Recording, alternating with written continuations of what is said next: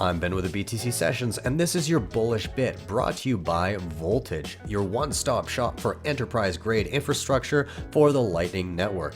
You can spin up your own Lightning node, your own BTC Pay server, or get inbound liquidity with their Flow product. Check them out now at voltage.cloud and get up and running in minutes.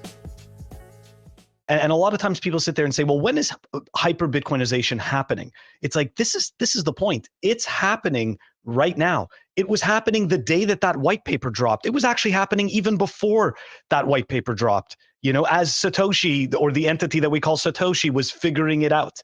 Like all of this, like you look back at all of these pieces and it's like we've said before, right? Bitcoin was inevitable and this was inevitable. And unfortunately, what Bitcoin does is that it exposes all of our incentives. And this is something I've said 1,000 times, and many Bitcoiners, before me have said that as well. And it's the truth. And the reason why that's so important is because entities, it doesn't matter how big they are. It doesn't matter how much influence they have. Like, like in your case, Suli, the Lebanese government, it's like, look, you were able to just opt right out of the system and get into Bitcoin. And now they can't do anything. They literally can't do anything with the exception of physical force to get you to physically hand over your Bitcoin. Let's be honest, it's not a very practical means of getting somebody's wealth.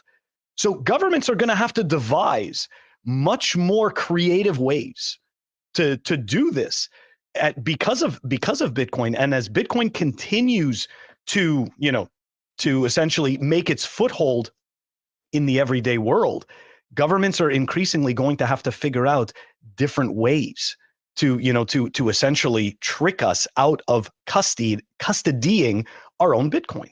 So you know what? I mean, look, I'm not worried, but I'm bullish on the fact that they're afraid of Bitcoin.